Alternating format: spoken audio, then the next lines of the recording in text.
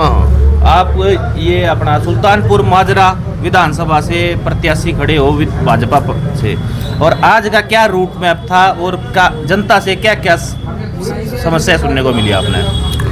आज का route map तो हमारे जो संयोजक जी हैं, विधानसभा जो हमारे संयोजक हैं, उनके तहत ही हम रूट मैप बनाते हैं। सुबह पार्कों का था, पार्क से फिर हमारा पन्ना प्रमुख सम्मेलन था, और जो हमारी नुक्कड़ सभाएँ थी, उसके बाद हमारी पद यात्रा थी, और फिर हमारी पद यात्रा अभी भी जारी है।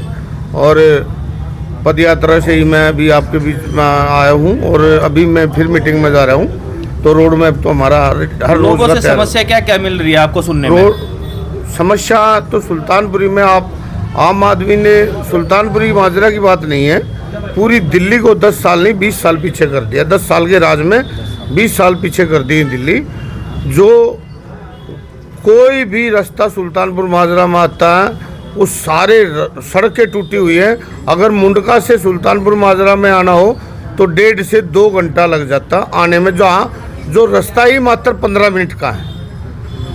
और अगर कंजावले की तरफ से सेक्टर 20 की तरफ से आते हैं हम, तो पूरा कंजावले से सेक्टर 20 में वहाँ से घुसते हैं तो पूरे रोड में गड्ढे हो रखे हैं।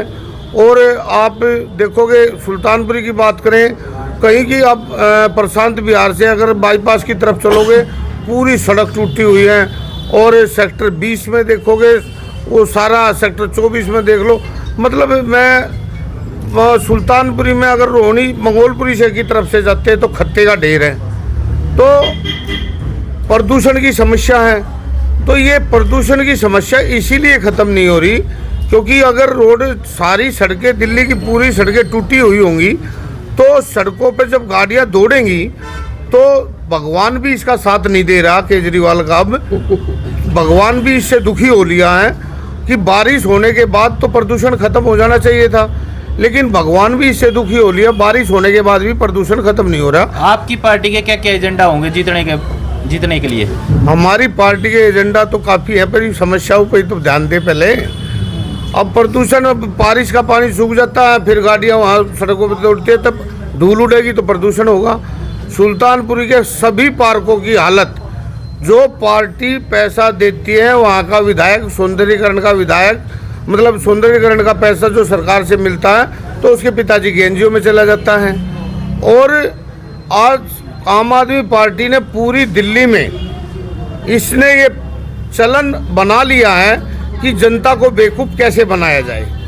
ये क्या करते हैं, 4 साल तक तो झक मारते हैं, कुछ काम नहीं करते, फिर ये टेंडर पास कराते हैं और ये इंतज़ार करते हैं कि चुनाव के 1 महीने बाद सभी सड़कें खुदवा देते हैं, सभी सीवर खुदवा देते हैं। फिर वो उसमें जब आचार संहिता लग जाती है तो टेंडर पास पहले ही करवा कर रखते हैं, तो फिर वो काम चलवा देते हैं। पिछली बार भी इन्होंने ऐसा ही किया था, लेकिन वो कहते हैं ना, काट की हंडी कितनी बार चढ़ेगी।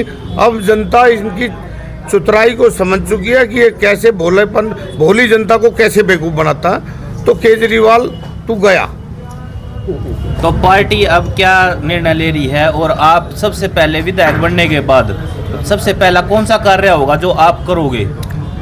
जैसे यहाँ पर नशे की समस्या है, युवा पीढ़ी, अब पार्क सारे खेलने का कोई ग्राउंड ही नहीं है। पहले हमारे बच्चे खेलने कूदने के लिए शाम को कबड्डी खेलते थे, वॉली खेलते थे, फुटबॉल खेलते थे, क्रिकेट खेलते थे, लेकिन सुल्तानपुरी में एक भी जगह ऐसी नहीं है कि जहाँ पर बच्चे शाम को अपना खेल टाइम पास कर सके। उनका टाइम पास अब नशे में होता है। तो सबसे पहले हमने पार्कों का सौंदर्यीकरण करना है। और यहाँ पर पानी की बड़ी समस्या है, कीड़े चलते हैं पानी में। अगर मैं ये कहता हूँ, यहाँ का विधायक जो मौजूदा विधायक है वो एक घूंट पानी की भरता रहे हर घर पर जाकर, और 1 वोट मांगता रहे, सिर्फ जीभ लगा दे उस पानी के जो यहाँ की जनता पी रही है। 1 घूंट पानी पी, 1 वोट मिलेगी तेरे को। आपका क्या अनुभव रहा है इस चीज़ में? अनुभव ये है कि पानी, मतलब टॉयलेट भी साफ बोतल से की जाती है, तो पानी हमने साफ करना है और सड़कें सब बनवानी है पार्क ठीक करवाने हैं। यहाँ पर कोई बारातगर कम्युनिटी हॉल एक भी नहीं है जहाँ पे यहाँ के लोग शादी ब्याह कर सके ढंग का। और मैं पिछली बार मंगोलपुरी विधानसभा से चुनाव लड़ा था, तो वहाँ से हमारे राजकुमार चौहान जी चुनाव लड़ रहे हैं, तो राजकुमार चौहान जी ने वहाँ बहुत अच्छे अच्छे पार्क बनवा रखे हैं। तो ऐसे ही पार्क और यहाँ पे क्या नाम बारात घर, हम यहाँ पे सारी सुविधाएं मुहैया कराएंगे।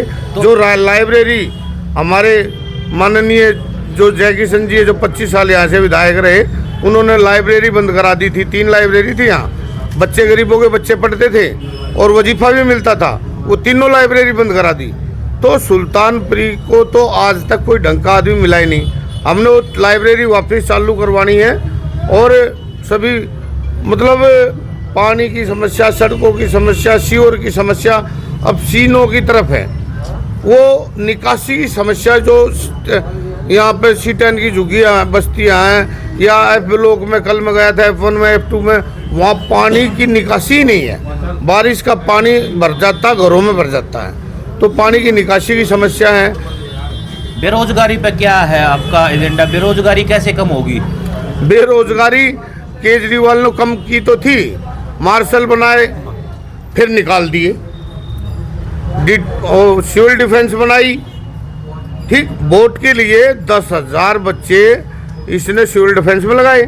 10,000 परिवार मिल गए ना, तो 10,000 परिवार मिल गए। तो आप ये देखो, सिविल डिफेंस वाले निकाल दिए, अब 3-3 साल की सैलरी उनकी पेंडिंग है। टीचर लगाए, वो निकाल दिए, ठीक। जब इसके पास पैसे देने के लिए नहीं है, मौलवियों की तनख्वाह बना दी पहले मस्जिदों में, वो मौलवियों की तनख्वाह बंद कर दी। वो 17 महीने से मौलवी बैठे हैं, वो टीचर बैठे हैं, वो मार्शल बैठे हैं, वो सिविल डिफेंस वाले सब हड़ताल पे बैठे हैं। आप ये बताओ, ऐसी हमारे हरियाणा में सरकार आई, आते के साथ हमारे सैनी साहब ने ऐसा छक्का मारा, वैकेंसियों का मतलब अंबार लगा दिया।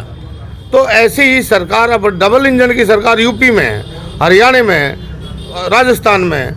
आप 3 घंटे में चंडीगढ़ चले जाओगे, 3.5 घंटे में हरिद्वार देहरादून चले जाओगे, 4 घंटे में आप जयपुर चले जाओगे, वृंदावन लखनऊ चले जाओगे। तो जब अगर दिल्ली से दिल्ली अगर हमने पार करनी हो, तो हम कोई टाइम लिमिट नहीं बता सकते कि 4 घंटे लगेंगे या 5 घंटे लगेंगे। एक ही जगह पर भी हमें 3 घंटे लग सकते हैं, क्योंकि सारी सड़कें टूटी पड़ी हैं और जाम ज़बरदस्त लगता है। पूरे जाम से हताश है दिल्ली की जनता। वोट किसके चेहरे पे मांगी जा रही है? हमारा परिवार का पूरे भारत का मुखिया एक है, उनका नाम है श्री नरेंद्र मोदी। जंगल में शेर एक ही होता है, कुत्ते बिल्ली वगैरह तो घूमते रहते हैं। मैं मैसेज ये देना चाहूँगा कि जिस सैनिटाइज विधायक ने, आप में से बदबू आती हो, दुनिया का कोरोना खत्म हो चुका है, लेकिन सुल्तानपुरी का कोरोना खत्म नहीं हुआ। क्योंकि यहाँ पर जो विधायक है, वो अगर किसी से हाथ भी टच हो जाता है तो सैनिटाइज करता है हाथ को, और शीशा उसका उतरता नहीं, इतना सा शीशा खोलता है, और किसी से ना दुआ ना सलाम। काम करने के नाम पर तो कोई जाओ मत।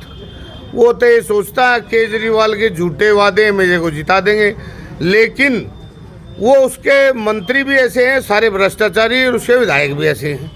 तो सुल्तानपुरी की जनता ने ठाना है केजरीवाल को जड़ से मिटाना है।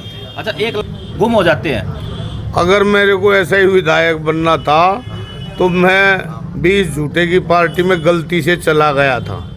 इसने मेरे को सारी ऑफरें दी थी, ठीक, तो हम उसको ठोकर मार गए इसकी सारी ऑफरों को, नहीं तो ये मंत्री बनाने की भी मेरे को कह रहा था। हमने एक चीज़ और सुनने में आई है कि 300 करोड़ रुपए पास हुए हैं दिल्ली रोहतक रोड के, तो वो कहाँ गया? ये सारे भ्रष्टाचारी इसी सरकार में तो हैं।